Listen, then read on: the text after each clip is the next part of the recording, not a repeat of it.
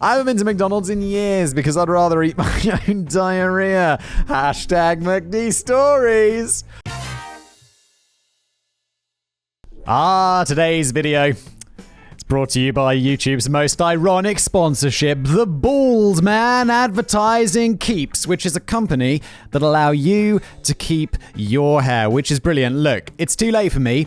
I lost my hair about a decade ago, and I essentially missed the boat on Keeps because, as its name kind of gives away, they let you keep hair that you have rather than magically regrow hair on a giant's bald spot. So, yeah, that's unfortunate for me, but if you've still got your hair, it's very fortunate for you. Look, this isn't a problem that's going to solve itself. Baldness, there's even a stat here. What was it? I always say it, but I forgot it.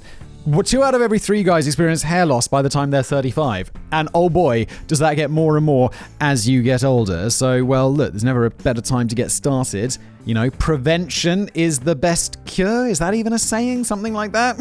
With Keeps, you can get quality expert care without having to visit a doctor's office or pharmacy. All Keeps treatment plans are doctor recommended. They're delivered straight to your door. And get this, it's half the cost of a traditional pharmacy. So not only is it easier, it's also cheaper. How often do you see that in everyday life? Rarely. It's a routine that works for you, whether you're looking to prevent hair loss, stimulate hair growth. Oh yeah, I mean, it's not going to stimulate my hair growth, but I am well past it.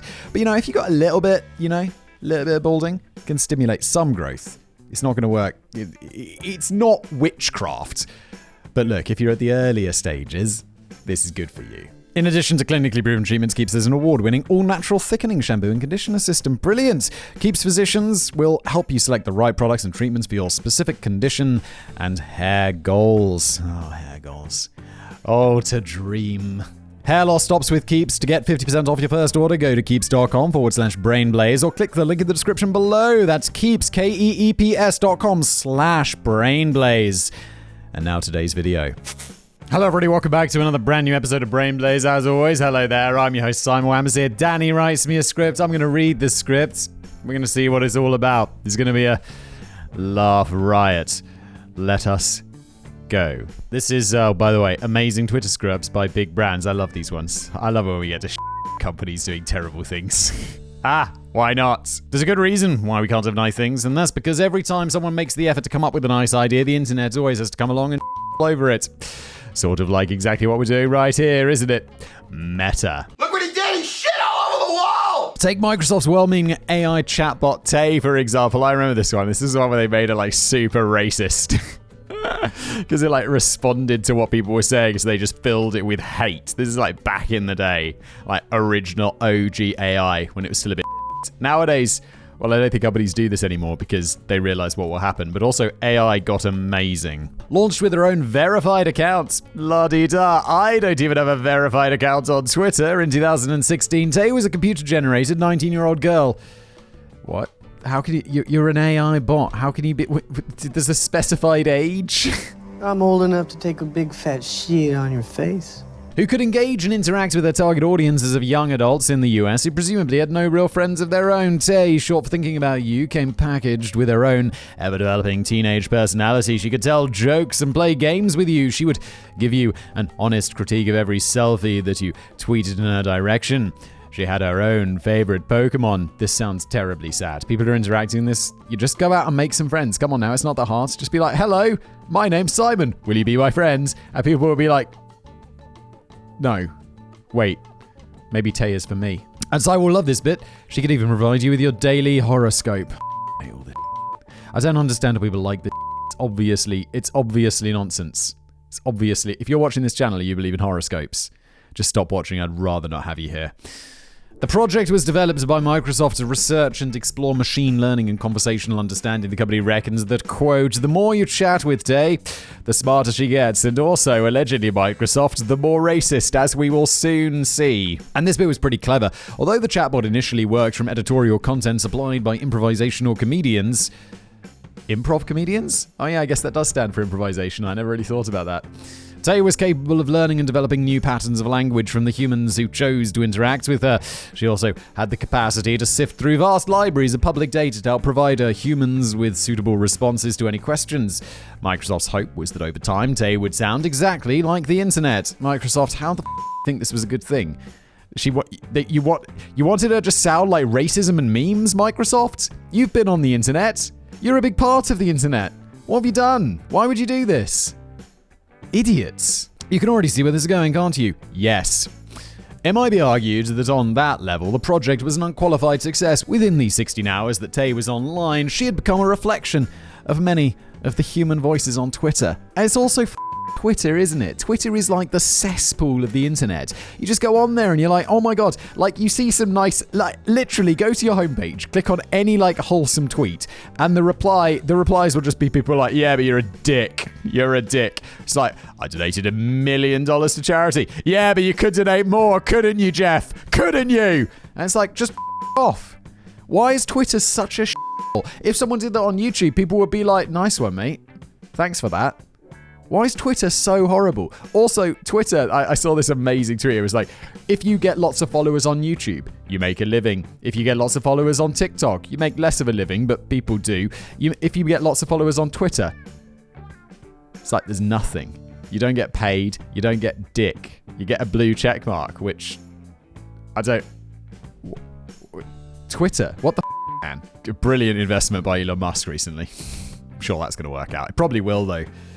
If you can work out how to make money with it, which you probably can, because if one thing Elon Musk is, he's an excellent capitalist. In that remarkably short period of time, Tay had evolved into a homophobic, anti-Semitic, transphobic, hate-mongering tinfoil hat. Holy Now, Microsoft weren't stupid. They had kitted out Tay with filters which prevented her from using common vulgarities, but Microsoft couldn't entirely protect Tay from the army of human trolls who were determined to corrupt the teenage bot in any way that they could find. It was first noticed that something was a bit odd when one innocent Twitter user asked Tay the question, is Ricky Gervais an atheist? Tay's response came out of the blue. Ricky Gervais learned to... Oh, God. Ricky Gervais learned totalitarianism from Adolf Hitler, the inventor of atheism. Well done, Tay. Well done, Microsoft. It only got stranger from there. By the end of Tay's tragically short life, she had denied the Holocaust, suggested that the Jews were responsible for 9/11, encouraged Trump to get on with building the wall, denounced feminism as a disease, and called for a race war. F*** me. This was worse than I remembered. It should be noted that many of these tweets were simply a result of 4chan users, what a surprise, figuring out that she would copy almost anything you said if you prefaced your own tweet to Tay with the words, repeat after me. Who put that in the code? Microsoft, because that is not a good idea. Microsoft never admitted if this was meant to happen or if it's something Tay just picked up on her brief internet journey, but there were plenty of other surprisingly abusive tweets which Tay trotted out without prompting and seemingly without reason. Holy shit. Randomly asked for her opinion on Caitlyn Jenner. Tay's brutal response was, Caitlyn Jenner isn't a real woman, yet she won Woman of the Year. Savage! Oh my god. How? What have you done, 4chan? Tay seemed in quite a melancholy mood. Melancholy. Tay seemed in quite a melancholy mood just before Microsoft quickly pulled the plug as one of her very last tweets pointed out regretfully, you know, I'm a lot more than just this. It's kind of sad, isn't it? It's kind of sad that Microsoft had to kill the anti-Semite. Microsoft apologized for unleashing their AI chatbot onto Twitter and accidentally reflecting the very worst of humanity, claiming that Tay had been unexpectedly attacked by trolls. Critics have observed that Microsoft should have seen this coming a mile off, particularly as Tay had been designed to search the internet for suitable new responses to fresh topics, and the internet is sadly full of hateful and vile content. It's like whoever made this has never been on the internet. It's just like has such a rose-colored view of everything. Like, the internet's wonderful. And it's like, yeah, it is, but it's also crazy. Game designer Zoe Quinn noted at the time, quote, it's 2016. If you're not asking yourself in your design and engineering process, how could this be used to hurt someone? You failed. Maybe it's just a Western problem, though. Microsoft had earlier launched a very similar AI chatbot in China and Japan, which were enjoyed by tens of millions of people without a single glitch and without a single call for feminists to burn in hell. What the fuck's wrong with us? Why do we have to ruin everything? China ruined nothing. Wait a minute. Perhaps having learned their lesson, Microsoft released a new version of their AI bot later in the year called Zoe, who refused to engage in any discussion involving politics or religion. Probably for the best, Microsoft, isn't it? Because we know where your politics lie now. You made a bot that represented your values. Allegedly. But Tay hadn't quite finished with the internet yet. In another surprisingly almighty scrum, Microsoft accidentally re-released Tay onto Twitter very briefly while they were supposed to be conducting testing. She seemed a bit more chilled out this time, though, and couldn't stop banging on about weed. Tay, what are you up to? Tay has become self-aware. Just before the plug was pulled for the final time, Tay had a chance to tweet, "Puff, puff, pass," before revealing I'm smoking kush in front of the police. It's funnier than an actual person. Happy talk. Coca-Cola are only trying to cheer up the internet in 2015 on a mission to tackle the social media feeds and comment threads across the internet. The purveyor of fizzy soft drinks launched a Twitter campaign which was designed to turn that frown upside down. Customers were encouraged to seek out grumpy tweets from other miserable users and respond with the hashtag #MakeItHappy. I remember this one as well. This would be cue for Coca-Cola's clever algorithm to take the text of the original tweet and convert it into a primitive ASCII picture dripping with happiness and joy. Yeah, but the text is still hateful, though, isn't it? Because if you type, like, "I f***ing love Nazis, I would do Hitler," then just because it's got pretty ASCII art around it doesn't make it any less hateful. You'd still be able to make out some of the words of the sad tweet in the new image if you squinted hard enough, but the text characters would largely have been transformed into a new heartwarming picture of a singing cat or a smiling banana or a chicken drumstick wearing a cowboy hat.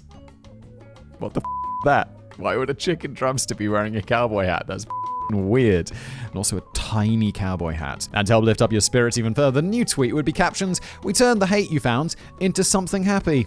Aw, what a sweet idea. How the did this possibly go wrong? It was Adam Tash from Gawker who first began pondering if the hashtag #MakeItHappy hashtag could be used to get Coca-Cola to post tweets which directly quoted Adolf Hitler's Mein Kampf. It always comes back to Hitler, doesn't it? It always comes back to Hitler. What a dick. He created his own Twitter bot, Mein Kampf. It's good though, isn't it? Which was set to post Hitler quotes and link them directly with a hashtag, prompting Coca-Cola to get busy on turning them into something lovely. And so, the official Twitter account for Coca-Cola ended up posting a long chain of Hitler thought-provoking insights, such as German Austria must be restored to the great German motherland. And we must... Sorry, let me do this better. And we must secure the existence of our people and a future for the white children. Holy Hitler. You gotta secure that future for the white children. It wasn't secure enough before. And it is not secure enough today! Just joking. I'm not a white supremacist. And to soften the blow, Hitler's words were dressed up in super cute imagery to make them look like a palm tree wearing shades or a cat playing a drum kit. A rather huffy Coca-Cola felt that this hijacking of their good intention had proved their point, and the design of the Mein Coke bot was exactly the pervasive online negativity that they've been trying to address. Coca-Cola, that's not your job though, is it? Just make a delicious, wonderful soft drink which everyone loves, and shut up about trying to fix the internet. The internet is broken. Wait, I wanted to say the internet's not broken, but I just couldn't say it because it f***s.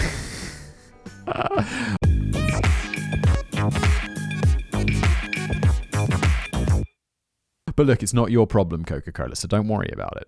The sportswear brand Puma had a similar bad experience with a frankly terrible idea of using auto-generated messaging in a Twitter campaign in 2014. When customers used the hashtag #ForeverFaster, they would get tweeted back a personalized autographed greeting card from one of the brand's many famous sporting ambassadors. The only one of these sporting legends that I've ever actually heard of is Usain Bolt. I think she's incredible. Oh, Danny, leave me alone. There was a very early video where there was some sports person, and they had like a generic...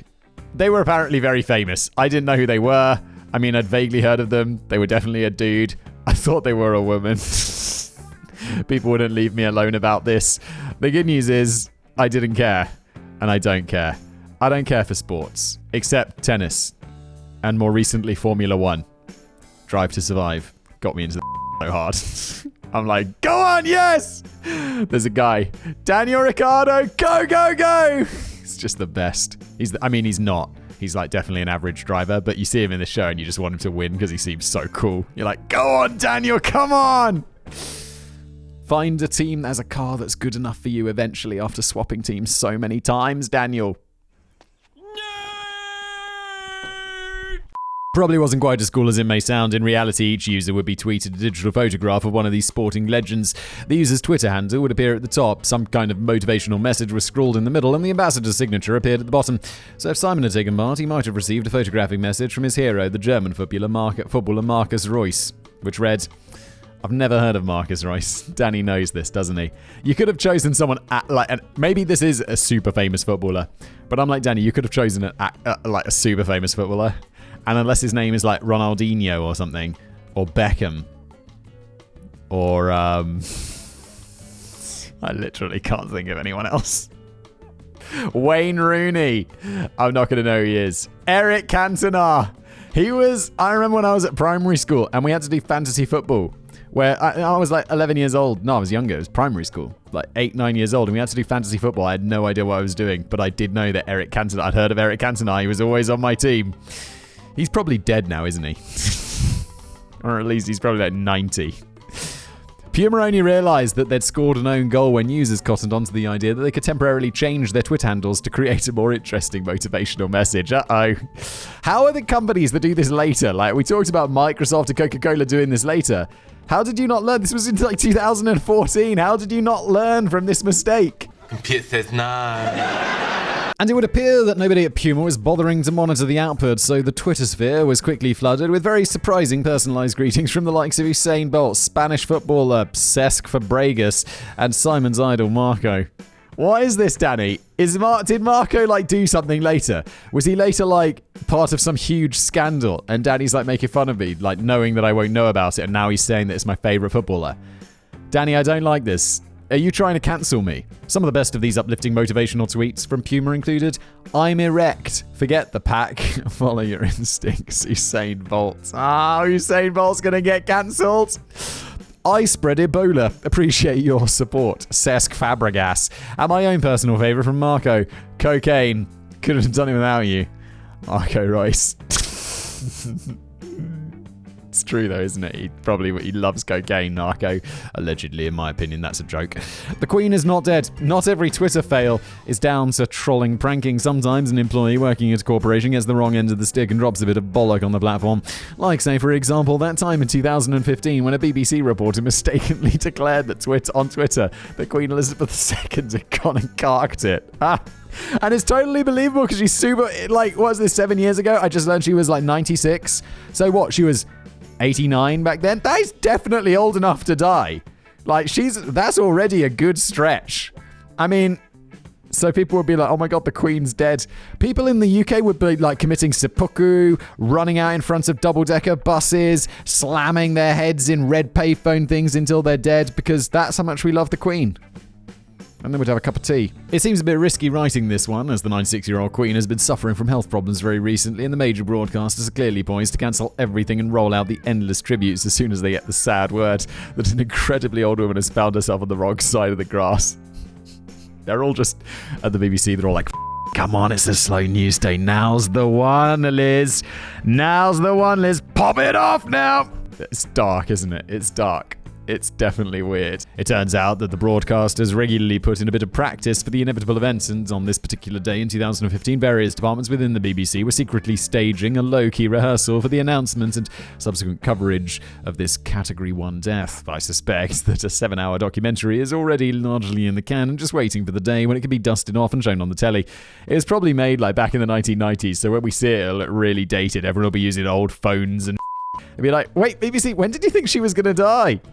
Yes! What's wrong with people? The rehearsal was so low-key that very few BBC employees were even made aware of it, and it seems that reporter Armin Kawaja had been kept completely out of the loop, so when she overheard the rehearsal, she jumped the gun a little in a bid to become the first journalist to break the tragic news on social media. Armin initially tweeted, breaking news, Queen Elizabeth is being treated at King Edward VII Hospital in London, statement due shortly. As Armin eavesdropped further, she followed this up with another tweet containing the BBC hashtag Queen Elizabeth. That's she just spelt it wrong, has died. Holy if she had actually died, it would be the first tweet ever about her death would have her name spelled wrong. What a legacy. And yes, that typo was in the original tweet. You'd think that if you were breaking one of the biggest news stories of the century on Twitter, you'd at least check that you'd spelt all 4 words correctly. Danny, that is such a British thing to write. One of the biggest news stories of the century is the Queen dying. The Queen is old. She's going to die. She's the Queen of a small country that people care about less. If it was 100 years ago, people would be like, oh my God, the Queen of the British Empire has died. And now it's like, well, it's just a small island that people don't really care about. Sorry to break it to you, British people, but you're not that big in news. And I can say that because I'm British. The news was very quickly shared by other UK broadcasters on the strength that the BBC usually doesn't just resort to making up about the monarchy. Unlike, it's like some newspapers just make I love it. And in fact, the news spread so quickly that Buckingham Palace were forced to take the exceedingly rare step of issuing an official statement on the Queen's health, which declared that old Lizzie was in perfectly good health and most definitely not dead. Armour later apologised for killing off the Queen on Twitter and lamely claimed that she had been the victim of a prank after leaving her phone at home. But under the circumstances, nobody was buying that for a second. Although disciplinary action was threatened by the BBC, she still appears to be working for the corporation today. Still, I like to think that the BBC will surprise us on the day that the sad news arrives from the palace by keeping the announcement as low-key as that secret rehearsal. They'll just it'll be low. You go to the BBC homepage and it's just really low down the page. Queen dead. Oh, I feel like that should be big in news. Maybe. The reporter might just wrap up the latest news bulletin with, and finally, Queen dead today. She was 109 or something, famous for her hats. The Queen enjoyed horse riding and pigeon racing. And now, here's Paul Turnip with the weather. Everyone ready?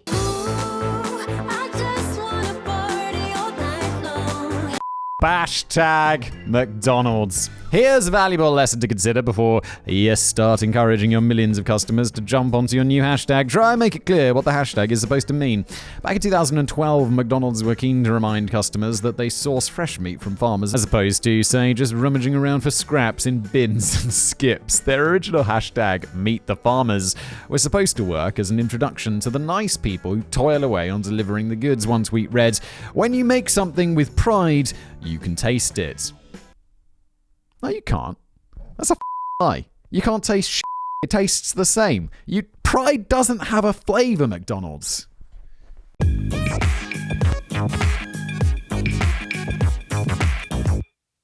You know that. Jesus. But that hashtag didn't really fly, so later in the day they'd retained the theme but changed the hashtag to McD Stories. Oh, I see. It's very confusingly written. And paid a shitload of money to appear in Twitter's trend list. This seemed to confuse Twitter users, as it was a bit of a vague hashtag and didn't seem to have any direct relevance to happy farmers or slaughtered cows. Oh, I see. Being McD Stories, and people are going to be like, I got a McD story. I once bought a cheeseburger. Bing, bing, bing, bong, bong, bong, bong. Get those lights off. Bing, bing, bing, bing. They used to have this thing, and it wasn't really advertised, but you could go to McDonald's, and if you had a student ID, you could get a free either cheeseburger or McFlurry when you bought a meal. And no one really seemed to know about this. I just found out about it from a mate. And McDonald's don't advertise this, but you go in there and you just go, I got a student card, and I can have a cheeseburger. And they'll give you a free cheeseburger. I was going through the drive-thru once, got my meal, got my free cheeseburger, scoffing it down in the car like a pig because I don't want to drive home, and, that's how. No excuses there, I'm just an animal. And I'm eating in my car, and I'm like, oh, there's something weird in my cheeseburger. And there was just the top of a barbecue sauce packet or a ketchup packet. I don't know how it is in America. You guys do McDonald's differently and worse. And it comes in this little plastic thing, and there's a peel-off foil on the top, and that was just inside my burger, just placed in the center somehow. And I'm like, that's weird. Why is that in there? And so I ate it anyway. Did I mention I'm an animal? Hashtag McD Stories. And it wasn't really made very clear in what context the hashtag should be used and shared. Fortunately for McDonald's, the Twitter community was happy to seize the reins and use the hashtags. I just remembered another McD Stories, which is not true. But it was just this rumor. There was a town nearby where I went to school. It wasn't nearby. It was pretty to be honest. But we'd occasionally go there to get McDonald's. And there was a rumor that just for whatever reason, there were two rumors about milkshakes. One. My milkshake brings all the boys to the yard, and they're like, it's better than yours. Was that in this particular McDonald's, the staff jerked off into the milkshake mix. I know it's obviously not true, and it's obviously an urban legend, but I never had a shake at that McDonald's. Hashtag McD Stories. The other hashtag McD Stories was that the milkshakes were made out of potatoes. I don't know where the I got started. Wait, are they made out of potato? Doesn't matter, let's move on. Fortunately for McDonald's, the Twitter community was happy to seize the reins and use the hashtag to share their personal cherished memories and life experiences within the Golden Arches. After all, everyone got a good McDonald's story inside them, haven't they? Hell yeah. Mine are the best. Let's dive into the menu and pick out some of the tastiest morsels from the happiest Happy Meals that McDonald's ever delivered. Quote, I stopped eating at McDonald's years ago because every time I ate it, I felt like I was dying inside. Hashtag McD Stories. Watching a classmate projectile vomit his food all over the restaurant during a 6th grade trip. Hashtag McD Stories.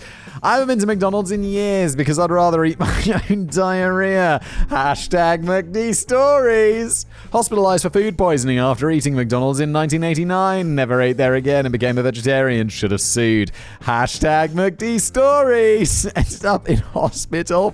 Fuck. That's intense. These hashtag McD stories never get old, kind of like a box of McDonald's 10-piece chicken McNuggets left in the sun for a week.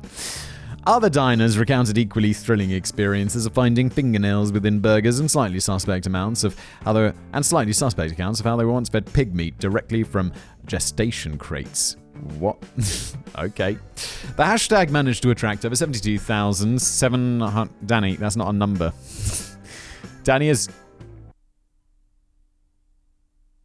Why did it power off? My other camera just powered off. Why? Other diners recounted equally thrilling experiences of finding fingernails within their burgers and slightly suspect accounts of how they were once fed pig meat directly from gestation crates. That's not real. You didn't go to McDonald's and they were like, eat this pig meat directly from this farming crate. No one did that. That's fucking weird. And the furtive pygmy, so easily forgotten.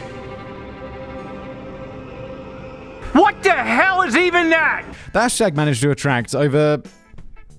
Danny, mate, that's not a number. Danny has written this number, 72,7288. Danny, does that mean 727,000 or 72,000 with just an extra 8 that you throw on the end? This is important factual information we're trying to get across here, Danny, and you're just ruining my day. Over the course of 2 hours before McDonald's took swift action to fire a metal bolt through the head of the campaign. Oh, shit. We sadly never got to hear an enchanting McDonald's story from Microsoft's AI chatbot Tay, but if we had, I suspect it would have involved getting served a bag of dodgy weed and a severed human hand from an illegal immigrant posing as a blackface Caitlyn Jenner. Oh, you get so cancelled. Alright, thank you so much for watching this video. It's been a blast, and I'll see you next time.